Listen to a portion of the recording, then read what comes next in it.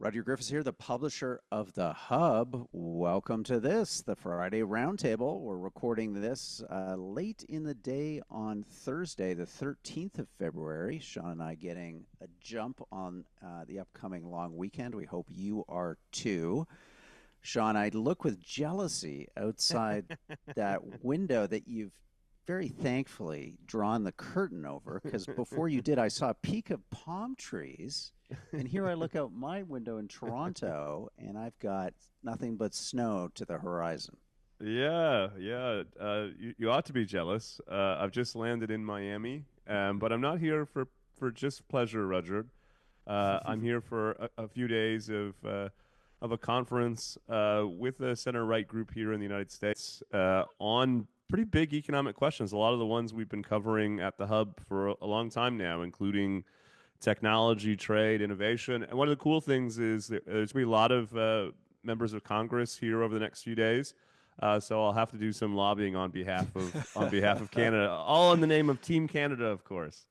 Of course, of course. I want to see like a Canadian lapel flag pin. You brave enough to do that? I mean, you're in southern Florida there. That's Ron DeSantis, Pat Bondi territory, Sean. You better yeah, watch your six, as they say. Talking about watching sixes, a big thank you to three fellows that have come on board this week. Really appreciate two Jeff W's, one from Alberta, the other from Ontario, St. Albert and Sudbury, respectively. Thank you to Jeffries. And also Eduardo, AF, from Toronto, just up the street from me. Thank you so much, guys. Really appreciate you coming on to provide your support to the Hub so that we can do all of this without any government subsidies, so that hopefully you, as our readers and listeners, understand that what we hear and say is our best guess at what the heck's going on. It's not influenced by who we hope might win the next election, because we're worried our subsidies are going to get canceled. But look, that's a conversation for another day, Sean. I want to start with the political moment where we find ourselves right now. It has been a wild week or so. Surging Liberals in the polls this week. Pierre Poilievre telegraphing a major speech on the weekend on Flag Day. What is this? Are we in the kind of fog of war, or is the fog starting to part on what could be an increasingly rocky shoreline for, Yes. conservatives wanting to grapple their way onto the ship of state? Yeah, a great way to kick off the conversation. I've been thinking a lot about the political dynamics that we've seen play over for the past couple of weeks. And one way I've come to think about it, I don't know if it's useful for you or our audience, is that for the past several months, Rudyard, we had a pretty clear federal ballot question. It was about affordability, it was about cost of living, and it was about change. And with that ballot question at the center of our politics, the Conservatives had a great message, a great strategy, and they were running away with it, of course. What Donald Trump has done with his provocations starting in late November, and then, of course, only growing since he became president, is to effectively shift that ballot question. Canadians are no longer singularly focused on affordability and cost of living, subjects for which the Conservatives had the upper hand. They now are going to make a decision whenever the next election comes on who's best placed to protect Canada's interests vis-a-vis the United States, and prepare the country for whatever eventuality comes in a post-USMCA special relationship world. And in that sense, this race has, in effect, been reset. The Conservatives will now need to compete against the Liberals with a new ballot question, and ostensibly with new messages and new strategies. And that's why I think this speech on Saturday, that, as you say, the Conservatives have been telegraphing now for more than a week, is really important. Both substantively and symbolically, it seems to me, it signals that the party understands that the ballot question has shifted and is prepared to make the case why, in this new political context, they're still best placed to lead the country after the next election. Yeah, I think it's notable that while conservative numbers have come down and they've clearly given up some vote to the Liberals, especially in Ontario and Quebec, the NDP vote has just collapsed. So it seems as if the Conservatives are kind of, quote, holding their base, close quote, and can take a little bit of satisfaction in that. I guess what concerns me, though, is, Mark Carney, talk about a horseshoe where normally you don't want it. But boy, in this case, the luck that has brought him, this whole crisis has taken what could have been a very, I think, challenging contestation of both his party's leadership and then the premiership of Canada because of all of his negatives. I mean, the Davos man running in the populist moment, the Goldman Sachs banker, trying to convince Canadians that, he feels their pain in this, Yes. Inflationary era. There were so many ticks against him. And then suddenly, along comes this crisis with Trump. And here we have somebody who, because again, I think of a lot of Vaseline on the lens, there's this hazy view of his role around the financial crisis and how he played some critical function, not simply in holding together Canada's economy. Again, I think there's a reasonable debate that can be had about that, but that he was astride the world stage as a kind of critical player in that ultra elite club of central bankers. He had this, I never predicted it, never saw it, this kind of fire extinguisher identity. Like, he's the guy for the crisis. He's the guy that's going to put out the flames. He did it in 2008. He can do it again now. And I think that has just shot him ahead in a way, Sean, that is frankly a little shocking at the extent to which the Liberals seem to have been able to pivot on this. And the last 10 years of everything from, tampons in men's washrooms to, COVID crackdowns on each and every one of us, whether you were pro-vaccine or not, the suspension of our civic and other liberties, all of that forgotten under the bus as the Trump freight train rolls into town. Yeah. You and I, Roger, had long anticipated that Trump was the X factor, that if he was elected, that he had the potential to destabilize Canada's political landscape. I think what we envisioned is that, in a way, his presidency would serve as the Liberals' last stand, that they would appeal to a latent anti-Trumpism in the country, make an attempt to connect the dots between Poilievre's leadership and Trump, and hope that that was enough to essentially generate, if not a win, then at least hold the Conservatives to a minority. What I think we didn't anticipate, and virtually no one did, was the idea that Trump himself would effectively create a crisis. Not just the tariffs, of course, but the ongoing provocations about Canada becoming the 51st state, something he continues to talk about as recently as today. And this week, if I can digress for a minute, of course, he affirmed Justin Trudeau's supposedly private musings about how he really did intend to make Canada the 51st state. When asked by an American journalist if the prime minister's characterization was true, Trump said, "Yes, of course it was. That's my vision for a unified North America." And so he has, as you say, completely destabilized the political landscape, changed the ballot question, and we had, what on the face of it appeared to be a pretty one-sided campaign, with the Conservatives dialed into a message and a set of ideas that resonated with Canadians on the issue that was animating them most, to a new political landscape, which I use the word contestation. I think that's the right way to think about it. We are now going to have a contested election. Both parties have a shot to make the claim that they are uniquely positioned to manage the Canada-U.S. relationship. The Conservatives start with some residual upside just from the past 18 months or 24 months or so, but it's tightened, and you're going to have to win it. You can't count on the past 2 years winning it for you, and that's why I think if I can just make one final point before I turn it over to you, I really do think it's important for our audience to take this speech on Saturday seriously. Politicians give speeches all the time. Pierre Poilievre has given, hundreds, if not thousands, of rally speeches over the past several years. But there's something about this that feels different.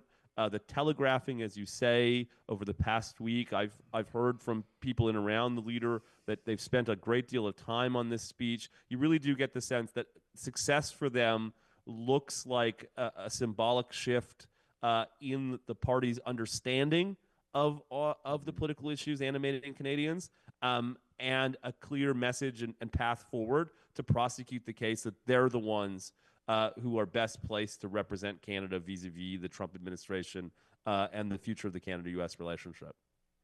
Yeah, look, it's not fun, and it's not what we would have hoped. There were a lot of pieces of Pierre Poilievre's policy agenda that we've been supportive of at the Hub, and I think we have to understand the same way that Mark Carney made a very cold political calculation and jettisoned the carbon tax, which was ostensibly his cause celeb for the better part of the last decade Yes. of his international globetrotting, career as a UN advisor. Like he likes to call himself a dollar a year man.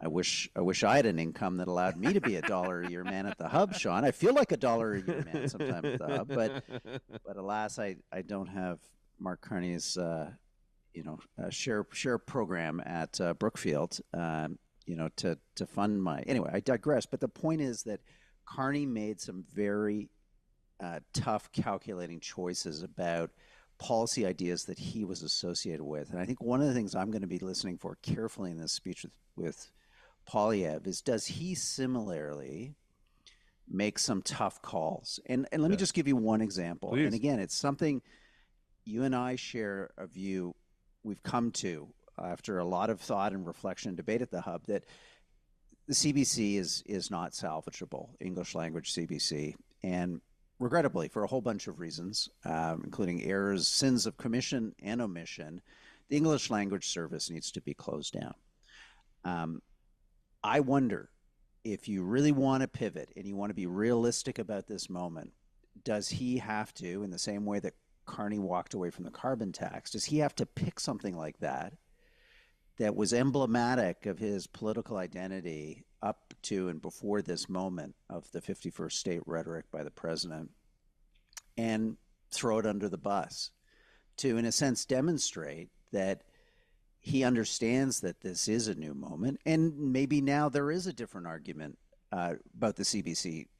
One would be, of 1,001 problems facing the country, is this really 1,000? Does it make that list, or is it 1,002? I would start to say it goes further down the list. And second, there's a wave of populism that now has a patriotic flavor in Canada. It's not just anti-government and anti-Ottawa, it's pro-Canada. And while the CBC is a broken institution, it's also a national institution.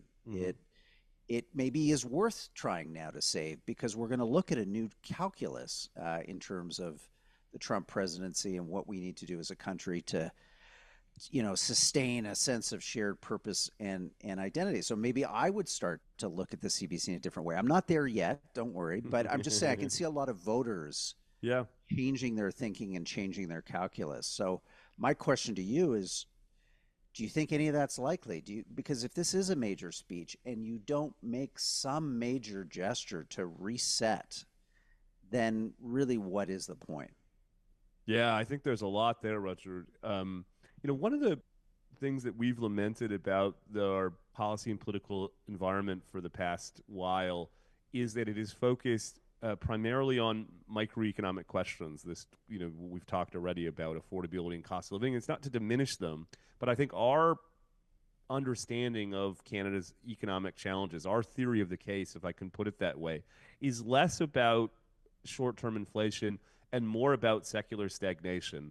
We were having a microeconomic conversation when the biggest, most pressing challenges were macroeconomic. And so if I try to think about what's happened over the past several weeks and the shift in the ballots question in the glass is half full way, I wonder, Rudyard, if the Overton window on big macroeconomic reform hasn't expanded. I think, for instance, just in the past couple of days, Mark Carney himself has mused about balancing the budget in 3 years. That's a pretty radical proposition when you think about the size of the deficit, the fact that Carney is talking about a middle class tax cut, as no doubt Poilievre will be thinking as well. The demands on Canada to increase military spending. You can just get the sense that if you can make the case to Canadians that different types of reforms that in the past have been off the table are now needed to protect and sustain Canada's economy in the face of this threat, you might find more buy-in than you think. And so everything from liberalizing the supply management regime, something we published a long-form essay about at the Hub this week, to deregulation, to radical ideas on taxation, like revisiting the way we tax corporations and capital. I don't know. I don't want to sound naive here. Yeah. Obviously, there's a lot of uncertainty Mm-hmm. looming over our politics, but I kind of wonder if we may look back on this moment as the one in which Canadians, in effect, consented to the types of changes that we've been talking about at the Hub for a while. Yeah, I hope so, Sean. But the depressive in me would worry that part of Carney's rise in popularity is happening geographically in the zone of intense kind of Laurentian capitalism, where we are Yes. not risk takers here in Ontario and Quebec. We rather like to have our cake and eat it too. And Carney is, in a sense, a demonstrably less risky option, right? He's a safe pair of hands. You're not going to get these radical reworkings of the Canadian economy, which just 60, 90 days ago seemed very attractive to Canadians in the face of the sclerotic, Soviet style leadership of the dying days of the Justin Trudeau regime. Mm. So I worry, Sean, that what's happened is that Trump has added a risk quotient to everything and anything, and he, as a result, is suppressing people's willingness to consider bigger, broader, Yes. bolder types of reforms that arguably, his 51st state rhetoric, the threat of tariffs, and all these things demand. I don't know what you think about that. I hope I'm not right about this, but I feel like we're in a, to use some investment language, I feel like we're in a risk-off moment where investors want to be in bonds. They don't want to be in growth stocks. They don't want to be speculative. They want to hedge, not even hedge. They want to flight to safety, and that's because the macro environment has changed. The macro environment has gone from neutral to risk on to risk off with the arrival of Trump in this. Again, none of us could have anticipated this bizarre 50, because I agree with you. I don't think it's so much the tariffs. I think it's this inability for him to let up on this 51st state. His comments today, Thursday the 13th of Feb, going on about how Canada needs our protection. And, there's a lot of Russians and Chinese, submarines and ships, and we'd be better off with his protection. I mean, this really sets people on edge. Yeah. Yeah. So what you just set out is the glass is half empty version of my story, which is why, I think we do well together on a weekly podcast. I think that is the risk, isn't it? That, in a way, people turn to someone like Carney because he does seem to be the safe pair of hands. And I think the onus will be on Poilievre tomorrow, probably on Saturday, to make the case that not just to protect Canada in the short term from the economic fallout from tariffs, but to position ourselves more productive, more self-sufficient, more capable of competing in a economic and geopolitical environment that's gonna look much differently than the one that we've come to expect over the past few decades or longer. We're gonna have to do, if not shock therapy, then something quite different than we've done in the past. And so we'll be back on Monday, Rudyard, I think, to do a special episode of the Roundtable to analyze Poilievre's speech, because I think if I can leave one message with our audience, we think this matters. We think this one is a bit different than usual, and so we're going to be following it closely, and I suspect a lot of our listeners and viewers will as well. What did you think this week of Stephen Harper's really strong comments about, the American threat, basically saying that he, if he was prime minister, he would uh, forego any kind of truck and trade if need be. He would accept basically, you know, an acute economic downturn to in other words, I think nobly in Harper's view, there was kind of no price too high for Canadian independence. And again, to me, that's an interesting argument because one, I think it resonates with a lot of people. It certainly resonates with me. It's coming from a very influential figure in the conservative movement, but it does, to me, create some challenges. Like, how does someone like Pierre Poilievre respond to that? If you have someone as prominent as Harper being so maximal, in his prosecution of this case against Trump and the what Canada should potentially have to undergo real economic hardship to maintain its independence and sovereignty. How do you think that plays out? I think your instinct is right. I think it does raise the stakes for Poilievre. Poilievre has been saying all of the right things when it comes to pushing back against Trump's provocations about the 51st state and all the rest. But he hasn't found the same kind of passion and perceived lack of equivocation that we saw from Harper this week. And when someone like Harper, who is for all intents and purposes is the father of the modern Conservative Party, doesn't just say these things, but says them in such an emphatic way. I think the word he used was, "I'd be prepared to impoverish the country." I think it necessitates Poilievre to imbue that kind of passion in his remarks on Saturday.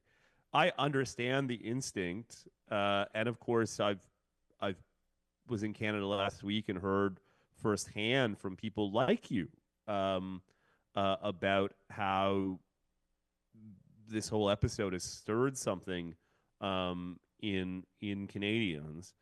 I just think we have to be careful. I know this is not a popular thing to say. We just have to be a bit careful about not letting our passions cloud our judgment. Trump's an asshole. Full stop.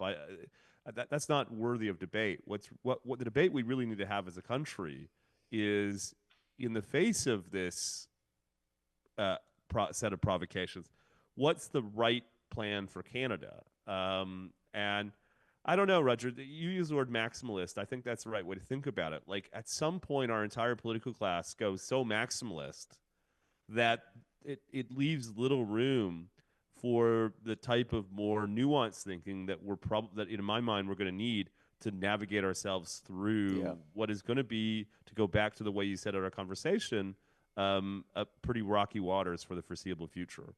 Yeah.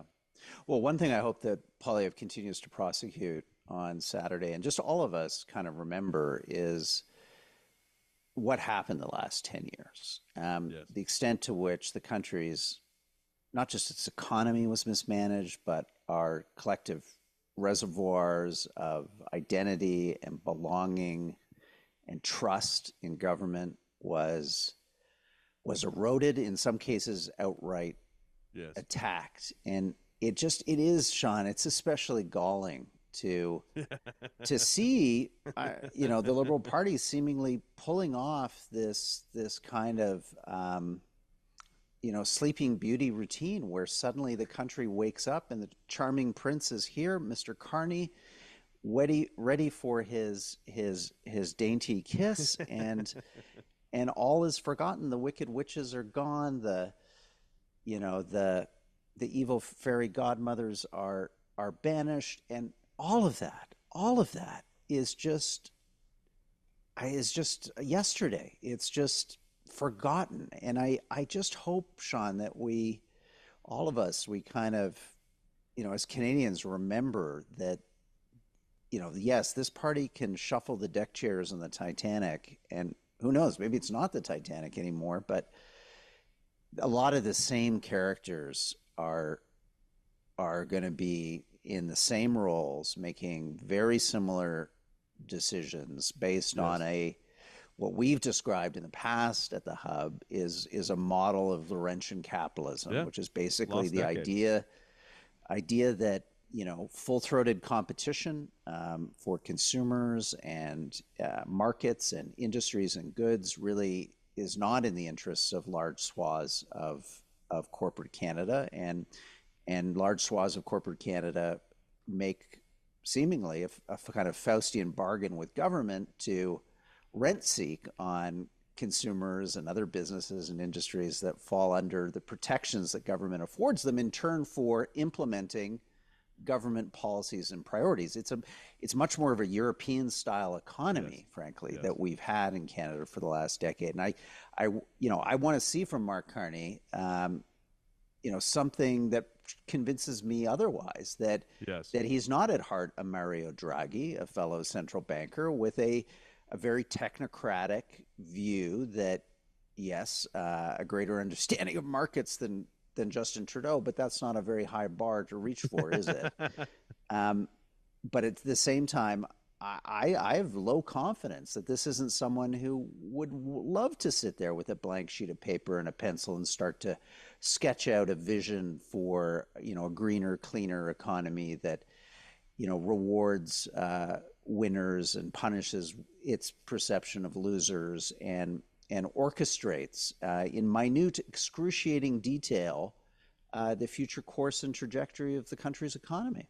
Yeah, what a great set of insights. Let me make, I think, 3 points in response. The first is, um, like me, have you gotten whiplash, Rudyard, from the sudden shift from characterizing Canada as a genocidal state to now making the case that we all need to be on Team Canada in this moment of patriotism? We had a great piece on Monday from David Polanski that described what he characterized as a kind of faux progressive patriotism, and one can't help but think that that's what we're seeing play out. The second point, uh, just about the idea that we can see a change at the top, but the idea that the Liberal Party in a matter of 6 weeks is going to go through a complete philosophical reversal seems self-evidently wrong.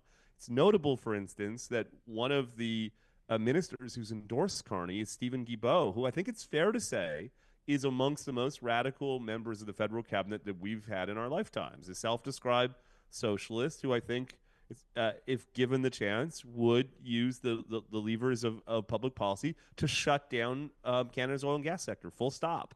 And so I think, journalists need to ask Carney, what is it about you and your agenda that Stephen Guilbeault found so compelling that he decided to endorse you? And then the last point I make, which just on a serious note, um, we'll see how this election plays out. Um, we talked earlier about how the ballot question has been reset. The different parties will make the best arguments, and Canadians will ultimately make their judgment. I would say, though, Roger, that one of the strengths of democracy as a system of selecting governments and holding governments accountable is its self-correcting nature. And it seems to me there's a lot of reasons why, just by virtue of the kind of market signal that it sends, the Liberal government, the Liberal Party ought to lose the next election. I think, for instance, its handling of the immigration file ought to cause it to have to sit in the penalty box, if I can mix my metaphors, for a little bit. If it doesn't, what does that tell them? What lessons can they learn? What does that say about future Liberal policy making? And so, for that reason, I do think, on balance, whatever one thinks of Pierre Poilievre and the Conservatives, really, I think our system of government would be well served by a change. And then just the last thing I'll say, the Conservatives have won the popular vote in the past two elections. All things being equal, it's quite likely they'll win the popular vote in the next election. Uh, if we have three elections in a row where Western Canadians do what they're told, they go to the polls, They can participate in our democracy. They express their voice. And Central Canadian voters effectively neutralize their political preferences by electing a different party, a different government, um, uh, relying on their by relying on their political power in a small number of cities. I do think you'll start to see demands for changes to our broader system. You know, there's a world where the Liberals somehow pull this election out and the entire map is blue, with the exception of a small number of red dots, and that alone is enough to generate a different outcome. I guess that's a long way of saying staying on the glass is half full as a theme. I think it's going to be an exciting next several weeks. It's going to be a heady next several weeks, hopefully, where different and hopefully better arguments are put forward by the various political parties and their leaders. But I think our democracy would be well served by a change in government. Well said, Sean. You know, it's you're right. The next, like literally, 6 weeks could be a period of, tariff shocks, more, outrage from and about the president and his comments on Canada, a Liberal leadership concluded, and an election possibly underway in early March. So, my friend, enjoy your little, sojourn to Miami there, because we're going to get you back on the farm with a hoe in your hand. The next 6 weeks is going to be a busy one, and as a fellow dollar a day man like Mark Carney, we expect a yeoman's service from you, Mr. Speer. Ladies and gentlemen, thank you so much for tuning into this edition of the Friday Roundtable. Have a great long weekend. Try to catch Pierre Poilievre's speech. We think it's an important one and worth listening to. Hoist a flag, a big Canadian flag somewhere this weekend, and toast our marvelous country and all of its drama that the Hub will cover over the weeks to come as we plunge towards a consequential late winter, early spring election. I'm Rudyard Griffiths, publisher of the Hub. We'll talk to you next Friday. Bye-bye.